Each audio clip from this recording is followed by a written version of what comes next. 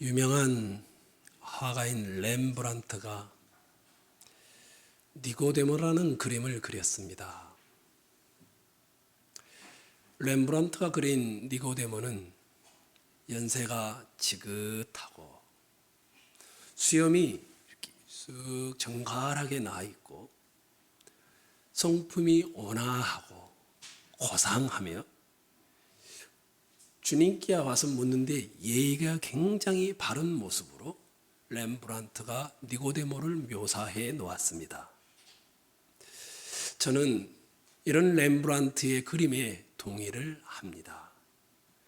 아주 고상하고 온유하고 지긋하고 겸손한 니고데모가 밤에 예수님께 찾아온 것입니다. 요한복음을 쓰고 있는 사도 요한의 묘사에 따르면 이 니고데모는 여기에 앉아있는 여러분과 제가 평생 신앙생활하고 또 인생을 살면서 소망하는 선망의 대상인 사람일 것입니다. 니고데모는 바리새인 중에 한 사람입니다. 여러분은 어떻게 와닿을지 모르지만 그 당시 유대사회에서 바리새인들은 굉장한 존경을 받는 영적인 사람입니다. 뿐만 아니라 니고데모는 산헤드린 공회의 지도자입니다. 그리고 예수님의 말씀에 따르면 이 니고데모는 이스라엘의 랍비 선생입니다. 율법을 잘 알고 가르치는 존재이죠. 이걸 오늘 우리식으로 좀 표현하면 이해가 더 확 와닿지 않을까. 종교적으로는 아주 고상하고 유명하고 온화한 아주 큰 교회의 그 목사님 정도입니다. 뿐만 아니라 정치적으로는 최소한 국회의원 이상의 사람입니다. 사회적으로는 그 사회의 입법권, 사법권을 가지고 있어서 무언가를 결정하는 상류층에 있는 존재입니다. 니고데모는 거의 모든 것을 갖춘 사람입니다. 우리식으로 표현하자면 니고데모는 성공한 사람입니다. 여기 좀 덧붙일까 합니다. 니고데모, 이 이름은 유대식 이름이 아닙니다. 헬라식 이름입니다. 이 말의 의미는 집안이 꽤 괜찮다. 그 당시에 이런 이름을 지은 것은 그래도 상당한 부를 가지고 있는 유대 사람들의 문화 중에 하나였습니다. 그러니 니고데모는 헬라식 이름을 지을 만큼 상당한 부를 가지고 있고 또 헬라의 철학을 받아들이는 열린 사고를 하는 사람 중에 한 사람입니다. 게다가 저 갈릴리 나사렛 시골에서 올라온 시골 랍비 예수님을 찾아와서 묻고 있는 것을 보면 니고데모는 성품까지도 남다릅니다. 아시죠? 오늘날도 그렇지만 옛날은 어떻겠습니까? 상류층의 사람, 좀 많이 배웠다는 사람, 힘을 가지고 있는 사람, 그런 사람이 저 시골에서 올라온 이름도 없는 한 랍비에게 물어보는 것조차도 말이 안 되고 묻는데 굉장히 거창하게 그분을 칭찬하면서 묻고 있습니다. 그러니 니고데모는 겸손한 사람이기도 하는 것이죠. 대체로 사람들은 무시를 하는데 교만하는데 니고데모는 성품마저도 겸손합니다. 바리새인이죠. 국회의원이죠. 성공한 사회적으로는 부자이죠. 이스라엘의 존경받는 선생님이죠. 게다가 집안이 꽤 잘 나가는 그런 집안이죠. 게다가 성품까지도 겸손합니다. 이것도 벅찬데 이 니고데모는 예수님께 와서 이렇게 말하죠. 랍비요, 당신은 하나님께로서 오신 선생인 줄 알겠습니다. 하나님이 함께하지 않는다라면 어떻게 이런 표적을 행할 수 있겠습니까? 니고데모는 늘 관심사가 하나님입니다. 거의 완벽한 인물 아닙니까? 니고데모는 예루살렘 성전에서 난동을 부렸던 젊은 랍비인 예수를 찾아온 겁니다. 왜요?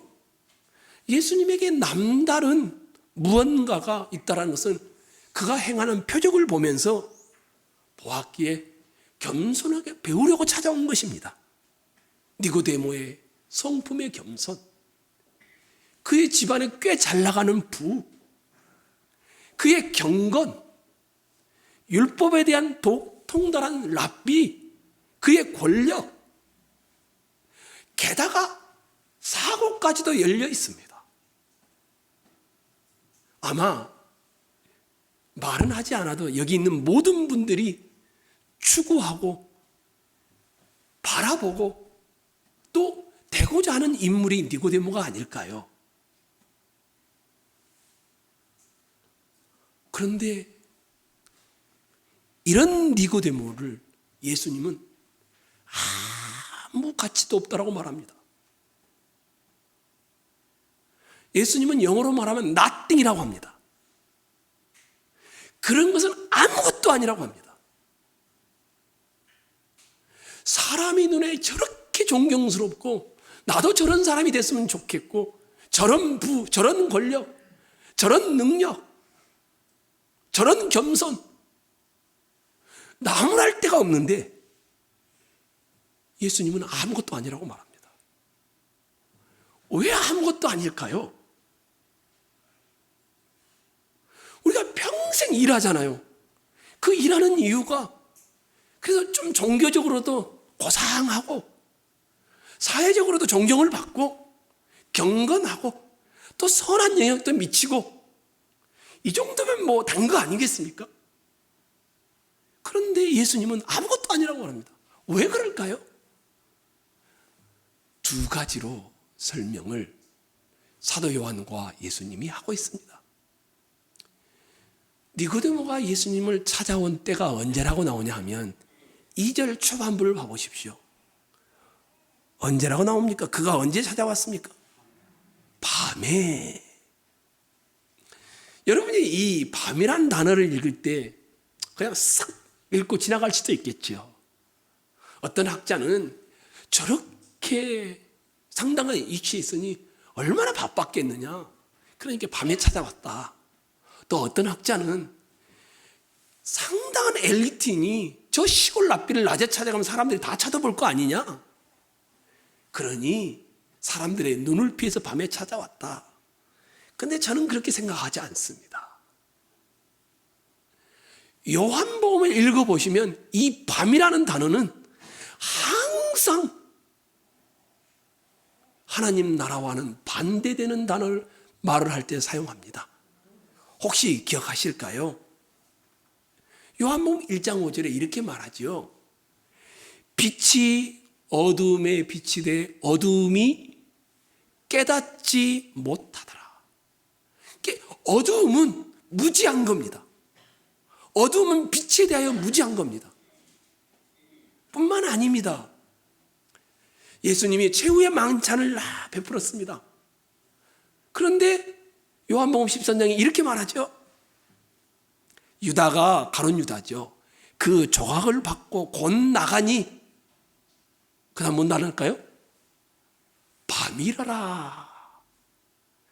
유다가 예수님을 팔려는 생각을 가지고 나갔는데 저자가 밤이었다.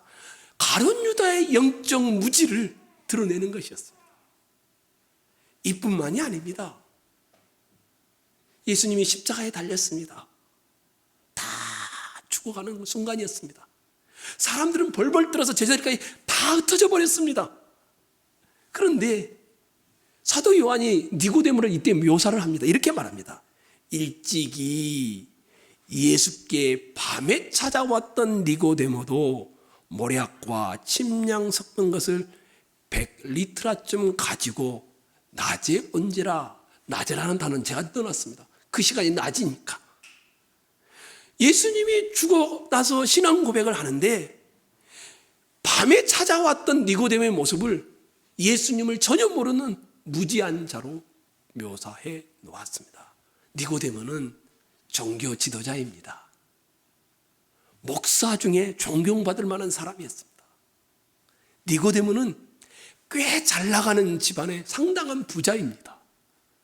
니고데모는 열려있는 사고를 하는 사람이었습니다. 헬라식 이름을 가지고 있습니다. 니고데모는 율법을 어린 시절부터 통달한 이스라엘의 랍비입니다. 니고데모는 우리가 그렇게도 선망하는 존경할 만한 그런 인물입니다. 이런 니고데모가 예수님께 찾아온 겁니다. 그래서 예수님을 선생님, 랍비요 이렇게 부르고 있습니다.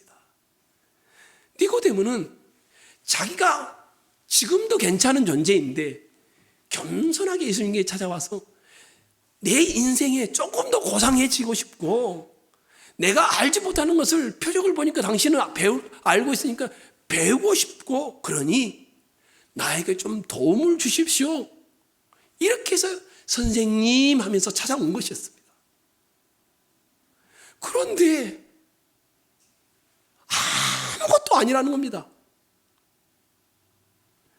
모든 것을 다 가지고 있는데 우리가 인생을 사는 이유이기도 하는데 이런 니고데모는 신앙의 출발선에도 설 수 없다라는 겁니다.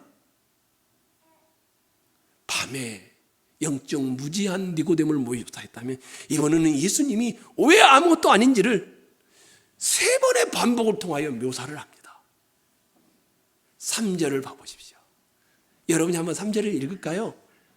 읽겠습니다. 시작.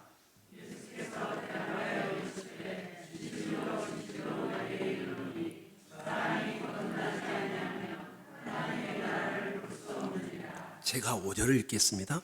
예수께서 대답하시되 진실로 진실로 내게 이르노니 사람이 물과 성령으로 나지 아니하면 하나님 나라에 들어갈 수 없느니라. 7절을 여러분과 제가 같이 읽겠습니다.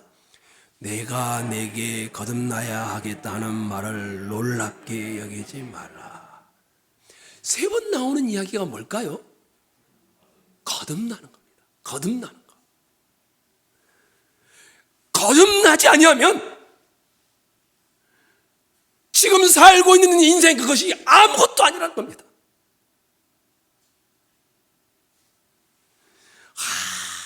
아무리 고상하고 아무리 겸손하고 아무리 존경받을 만해도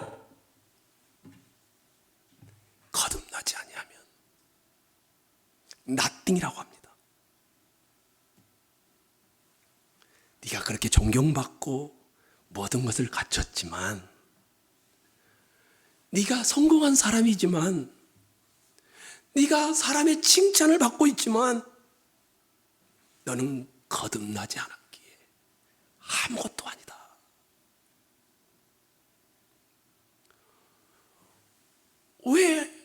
왜 1%도 예수님께 어필하지 못하고 있을까요? 예수께서 대답하여 이르시되 3절 봐보십시오. 진실로 진실로 내게 이르노니 사람이 거듭나지 아니하면 하나님의 나라를 그 다음 단어가 뭡니까? 볼 수 없다. 거듭나지 아니하면 하나님의 나라를 볼 수 없다. 이 세상의 많은 것을 누리고 보고 살지만 거듭나지 아니하면 이 세상에 보이지 않는 영역이 있다는 것을 보지 못하니 nothing이라고 합니다. 이 땅에 회개하라 천국이 가까이 왔느니라. 하나님의 나라가 임했는데 세상 나라만 보고 살기 때문에 아무것도 아니라는 겁니다. 그러면 이제 반대로 얘기를 해보시죠. 거듭난 사람은 어떤 사람일까요? 하나님의 나라를 본 사람이죠. 존 칼빈이라는 사람이 이렇게 말을 했습니다. 기독교 강요에서 하나님의 눈부신 찬란한 극장이 이 세상에 있는데 눈이 어두워서 보지 못하는 자들, 그러니 얼마나 비참한 인생인가. 예수님은 하나님 나라를 보지 못하는 거듭나지 아니한 자는 아무것도 아니라고 합니다. 이 황홀하고 찬란한 하나님 나라가 이 땅에 임했는데 이것을 보지 못하니 너무 비참하다는 것입니다. 니고데모가 조금 나쁜 상황에 있는 게 아닙니다. 어쩌면 여기 있는 여러분과 저의 상황은 더 심각한지도 모릅니다. 우리는 거듭났다라고 여기고 있죠. 그런데 니고데모가 보지 못하고 있는 것처럼 하나님 나라를 보지 못하고 있다라면 니고데모보다 더 심각한 것이 우리 아닐까요?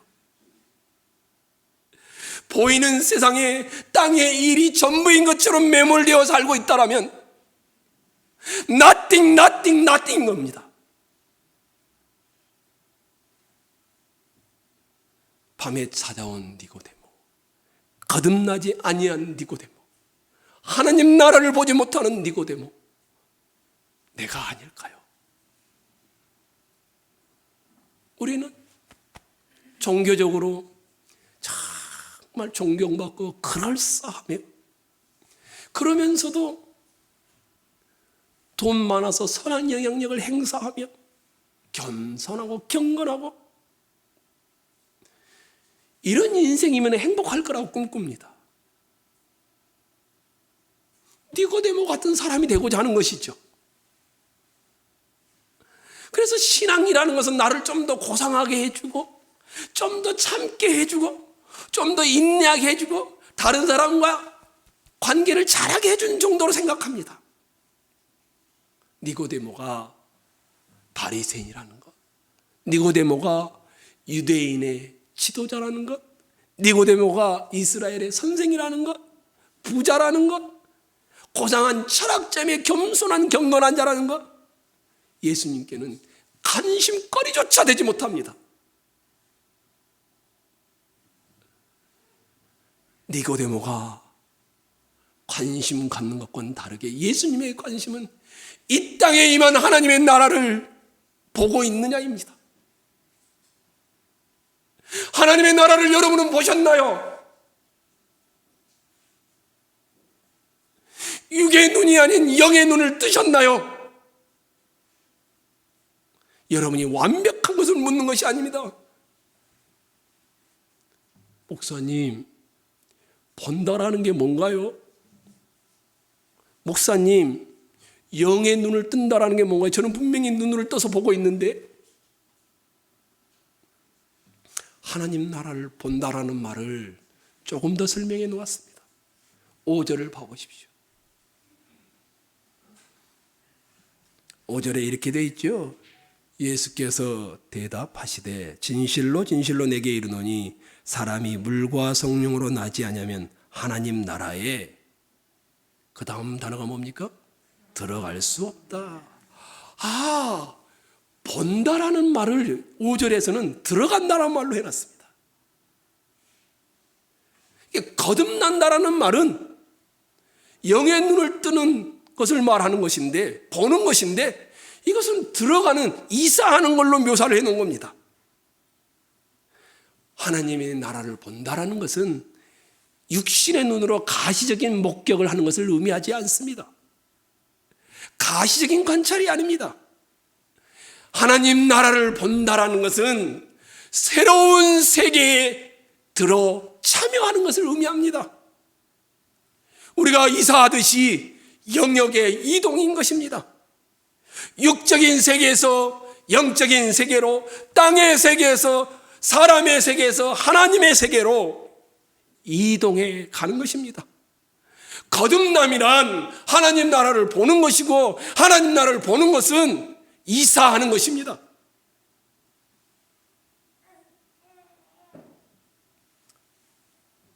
나니아 연대기에 C.S. 루이스가 지은 작품이죠. 어린아이들이 참 좋아하는 작품입니다. 물론 우리나라의 책으로도 번역되어 있고 영화로도 나와 있습니다. C.S. 루이스가 이 나니아 연대기에서 보이고자 하는 책의 핵심 내용은 보이지 않는 세상이 있다는 겁니다. 어느 집에 옷장을 딱 통과하면 나니아의 세계가 싹 펼쳐집니다. 복음이 저는 똑같다고 생각합니다. 눈을 뜨게 되면 이 땅을 살고 있지만 이 땅의 사고와 이 땅의 철학과 이 땅의 행복으로 살아가지 않습니다. 눈부신 나니아의 세상이 있다는 것을 알기 시작하는 겁니다. 니고데모를 향한 예수님의 안타까움이 이겁니다. 완벽하게 갖추었는데 이것과는 비교도 안 되는 하나님의 나라를 보지 못하고 있으니 안타까운 것이었습니다. 하나님의 나라가 이 땅에 왔는데 그것을 보지 못하고 있으니 오죽하겠습니까? 고작해야 예수님을 선생님, 내 인생을 조금 도와주시죠. 나 조금 더 고상하고 싶고 조금 더 존경받고 싶고 좀 더 잘되고 싶습니다. 기독교를 이 정도로만 생각하고 있으니 예수님이 얼마나 안타깝겠습니까? 나중에 뭘 한 줄 아십니까? 너는 이스라엘의 선생이 돼가지고 그것도 아직도 모르냐? 거듭나지 아니하면 현재 여러분이 누리고 있는 모든 것들은 nothing입니다. 아무것도 아닙니다. 아무리 사람이 그렇게 박수 쳐줘도 하나님 나라를 볼 수 없다라면, 여러분의 세계관이 이사를 하지 않았다라면, 여러분의 삶의 통치 변경이 일어나지 않는다라면 소용없습니다. 그저 이 세상만 살고 있을 뿐입니다. 하나님의 나라가 여기에 온 것을 본 자가 거듭난 자입니다. 내가 죽어서 천국 가는 것이 아닙니다. 예수님이 말하는 복음은 그것이 아닙니다. 예수님이 말하는 복음은 하나님의 나라가 이 땅에 와서 시작되었고 이 땅의 마지막 날에 새하늘과 새 천지를 이룰 것이기 때문에 지금 육신의 눈을 가지고 있으면서 영의 세계를 가지고 있는 자로 살고 있느냐의 문제라는 것입니다. 골로새서 1장 13절에 이렇게 말합니다. 그가 우리를 흑암의 권세에서 건져내서 그의 사랑의 아들의 나라로 옮기셨으니, 예수님이 우리를 흑암의 권세에서 건져내서 앞으로 천국으로 옮길 것이다, 이런 말이 아닙니다. 그의 사랑의 나라로 이미 이사를 시켜놨다라는 겁니다.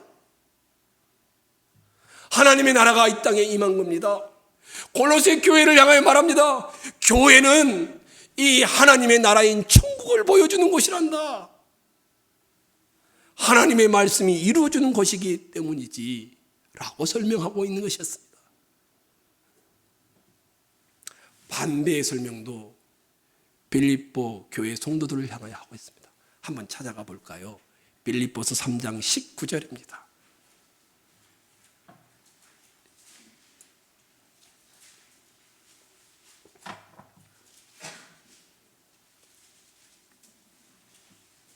빌립보서 3장 19절입니다.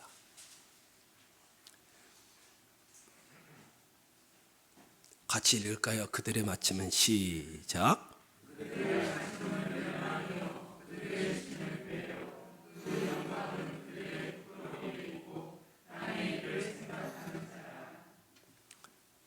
이 세상이 전부인 것처럼 땅의 일을 위해 사는 사람들의 마지막이 무엇이라고 말합니까? 하나님의 나라를 보지 못하고 한정된 세상을 위해 산다라는 그들의 마지막은 무엇입니까? 이 세상이 전부인 것처럼 사람, 그들의 하나님, 그들의 신은 그들의 배라고 말합니다. 그들의 마침은 이 욕구, 육신의 욕구, 이것이 전부이기 때문에 결국은 멸망할 것이라고 말합니다. 한정된 욕구를 위해 산다. 좀 더 행복하고, 좀 더 이름을 남기고, 좀 더 아름답고, 좀 더 넉넉하고, 좀 더 여유 있고, 좀 더 건강하고, 이런 모습이 전부인 사람들은 결국은 그들의 마지막은 멸망이라고 말합니다. 예수를 믿지 않는 유시민 씨가 언젠가 이런 말을 했습니다. 자기 경험담을 이야기하는 것입니다. 자기가 열심히 대통령도 만들어 보고 옆에서 대통령을 보좌하면서 정치도 해보고 작가로서 유명한 사람이 되어보고 또 유학을 가서 세계사를 다 공부도 해보니까 욕구를 가지고 사는 생이 별 의미가 없다라는 겁니다. 인생은 정말 허무하더라는 겁니다.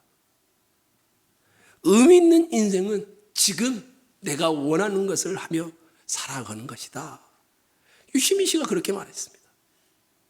예수를 믿지 않는 유시민 씨도 이 인생의 배의 욕구만을 위해 사는 것들이 쓸데없고 의미가 없다라고 말했습니다. 그렇다면 우리는요,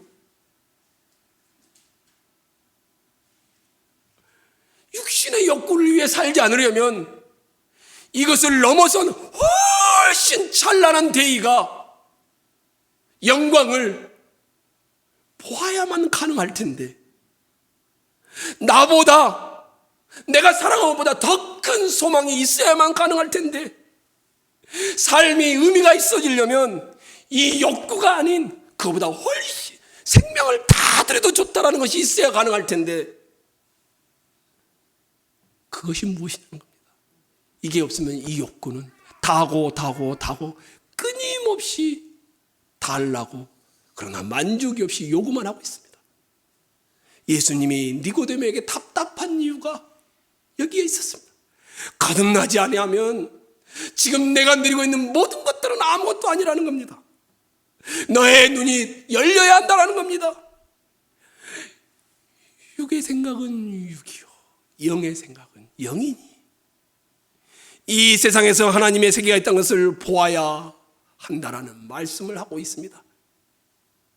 예수님이 얼마나 답답했으면 내가 땅의 일을 말하여도 너희가 믿지 아니하거든 하물며 하늘의 일을 말하면 어떻게 믿겠느냐? 너 이스라엘의 선생이지? 너 맞아? 너 구약의 노폐 사건 알지? 알고 있지? 그러면서 민수기 21장에 나오는 힘드니까 우리 애굽으로 다 돌아가자. 이스라엘 백성이 그런 겁니다. 그 하나님이 진노하셔서 그들을 치시면서 노뱀을 다 걸어둡니다. 이것을 보는 자들은 살고 보지 못하는 자는 죽는 것이었습니다. 너 그렇게 성경을 열심히 읽지 않느냐? 너 그렇게 성경을 보지 않느냐? 이영범 목사님과 함께 읽었던 요한복음 5장이 그 내용입니다. 너희가 성경에서 영생을 얻는 줄 생각하고 성경을 상고하거니와 이 성경이 나를 가리키고 있는데 나에게로 오지 않는다.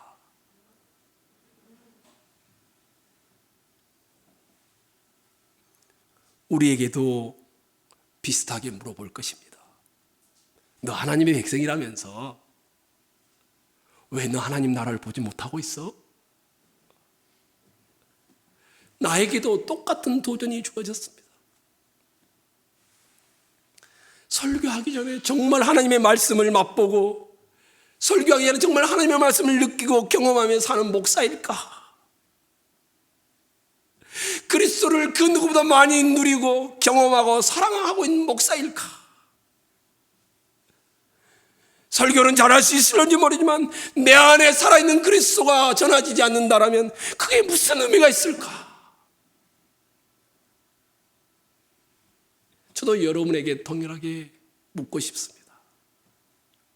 여러분은 이미 거듭난 사람인데 이 땅에 임한 하나님 나라를 보고 계시나요? 여러분은 보셨나요? 여러분은 지금 보이지 않는 그 하나님의 통치를 받고 살고 계시나요?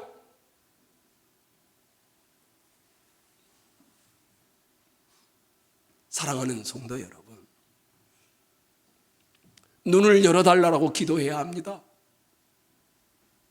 여러분의 가장 필요한 것이 있다면, 여러분이 가장 간절해야 되는 것이 있다면 내 영적 눈을 뜨게 해달라고 기도해야 합니다. 분주한 삶을, 바쁜 삶을, 그저 노후를 준비하는 삶을 멈추십시오.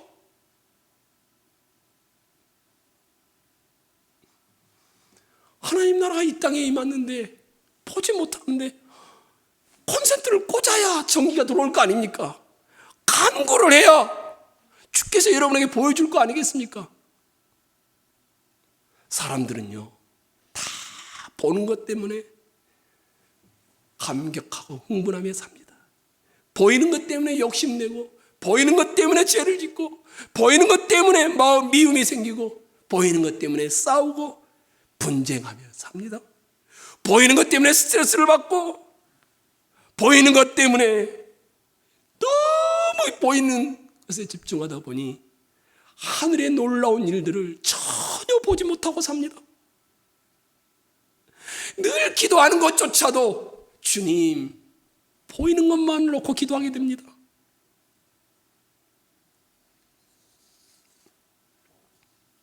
그렇게 교회를 오래 다녔는데, 성경을 그렇게 많이 알고 읽고 있는데, 그렇게 경건한데, 자기에게 환란이 조금만 닥치면 금세 신앙이 돌변하고 흔들려 버립니다. 왜 그럴까요? 보이는 것이 전부인 것처럼 살기 때문입니다.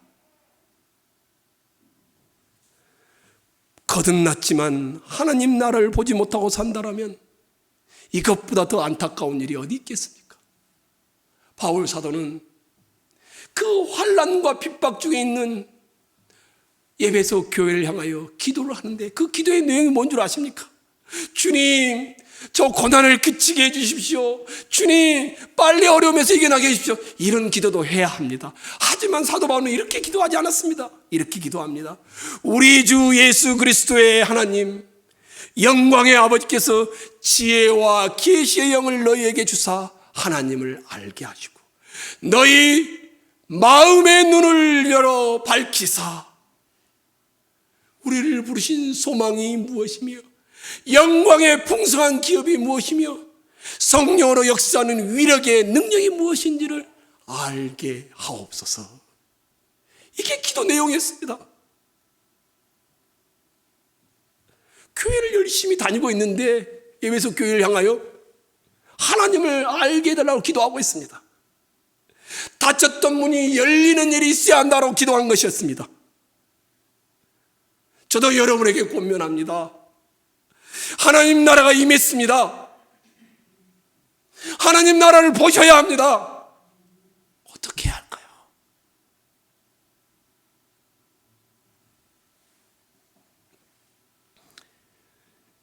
기도는 내 환경을 고쳐주십시오.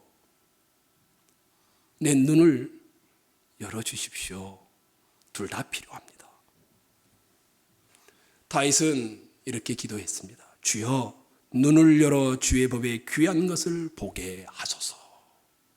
이미 눈이 열려 있는데 영적인 눈을 열어서 주의 법에 귀한 것을 보게 하옵소서라고 기도했습니다.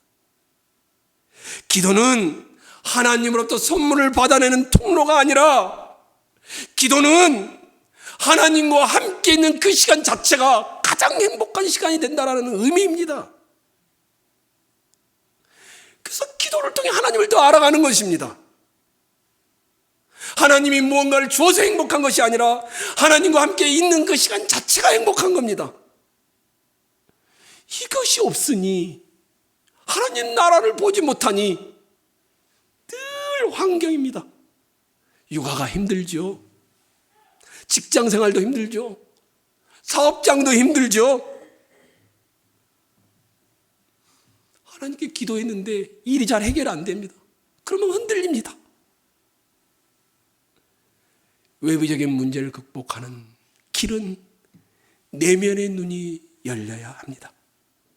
이 땅에 임한 하나님의 나라를 볼 수 있어야 합니다.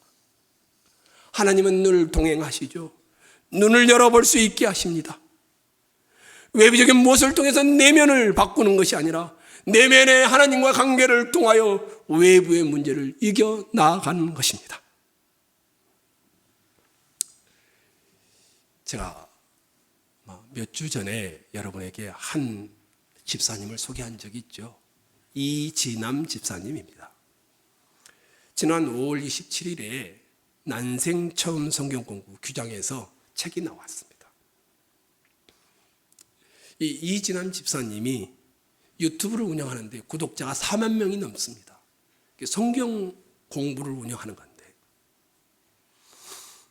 저는 이분을 성경 공부 그 책을 소개하려고 그러는 것이 아니라 이분이 주님을 만난 모습을 소개하려고 합니다.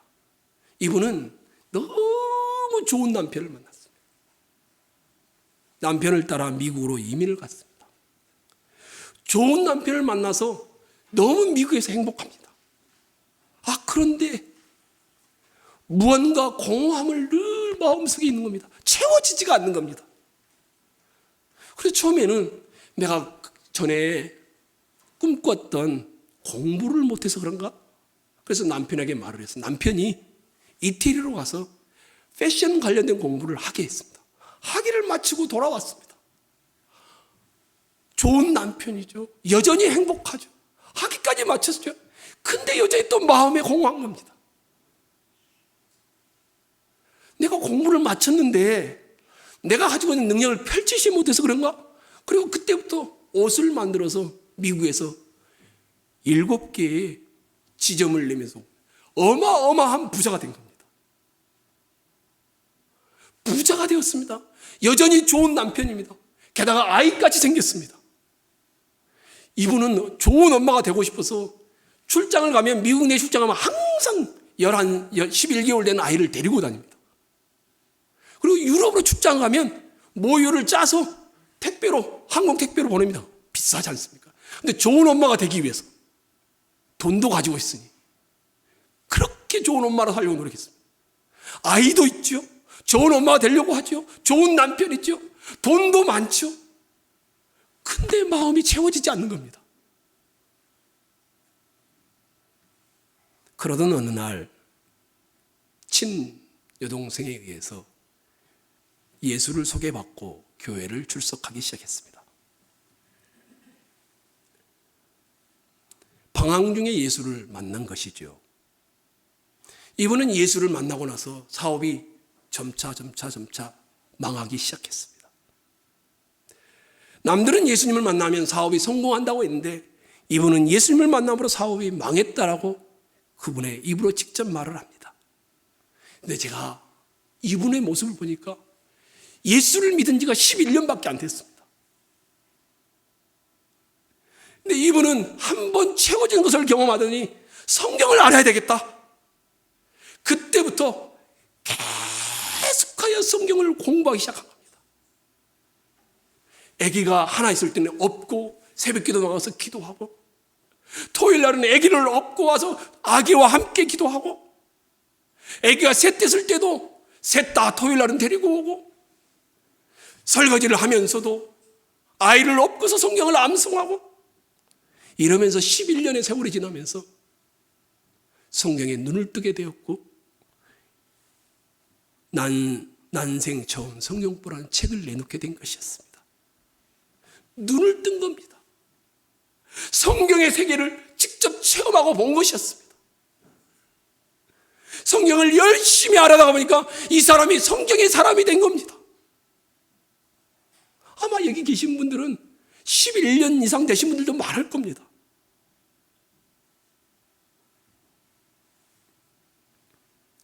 하나님 나라를 본 사람은 바뀝니다. 사도들이, 베드로와 사도 요한이죠. 그 일행들이 사도행전에 보면 예수를 전하다가 핍박을 많이 받습니다. 막 때리고요, 감옥에 갇히고요, 위협도 하고요. 그러면서 풀어주면서 너 한 번만 더 예수를 전하면 그때는 가만두지 않는다라고 하면서 종교 지도자들이 풀어줍니다.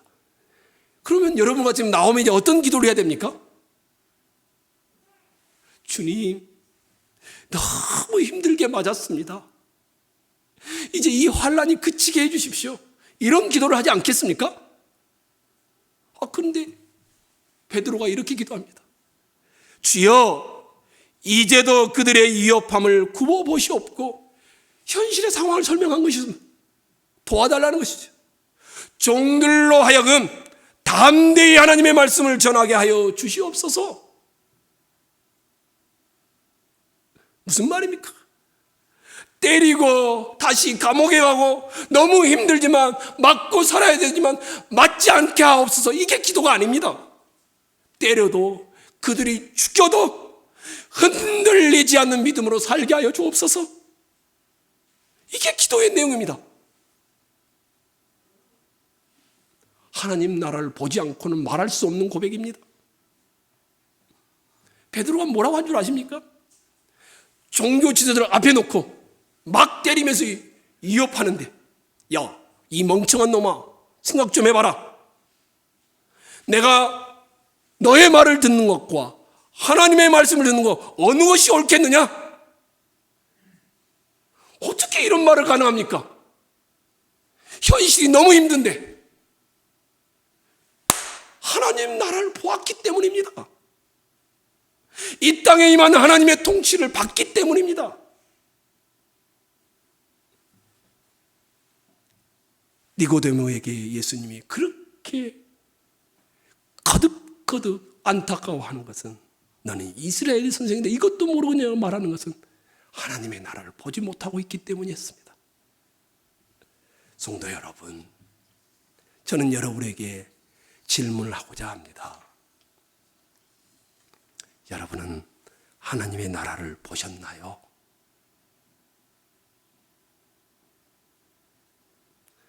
여러분이 하나님 나라를 경험하고 보지 못했다라면 지금 누리고 있고 앞으로도 누리며 살아갈 모든 것들은 아무런 의미가 없습니다.